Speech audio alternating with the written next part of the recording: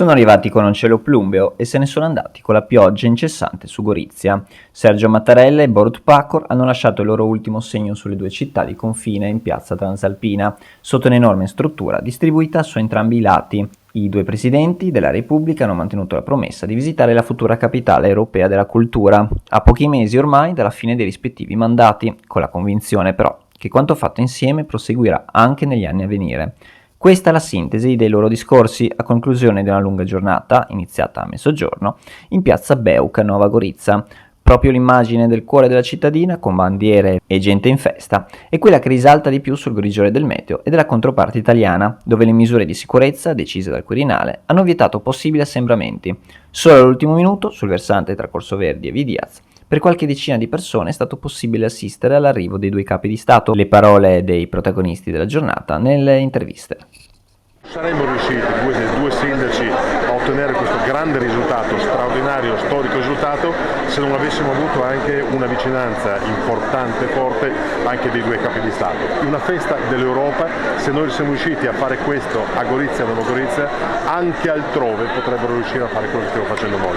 Ecco perché abbiamo il peso, tra virgolette, della testimonianza e lo stiamo vivendo a pieno.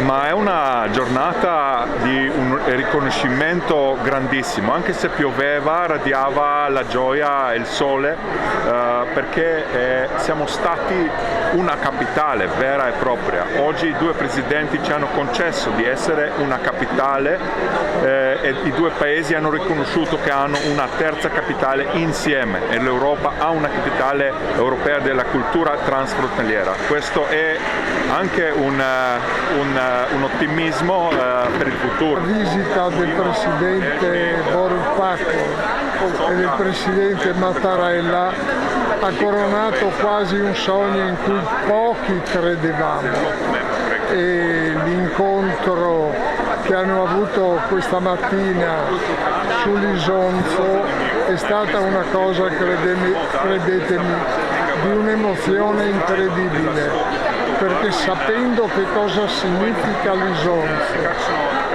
e vedere i due presidenti che lì si trovano e lì promettono un futuro ben diverso da quello che è stato il passato, è un momento veramente che ho avuto un piacere infinito di condividere. Nessuna manifestazione in particolare contro il Green Pass.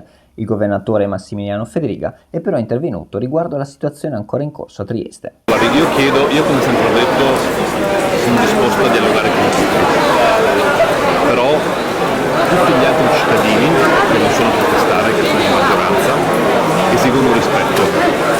E quando sento dire chi manifesta in piazza che con grande soddisfazione hanno fatto un danno economico e lavorativo alla mia città, magari cittadini che vengono da tutte le altre parti d'Italia, penso che sia inaccettabile.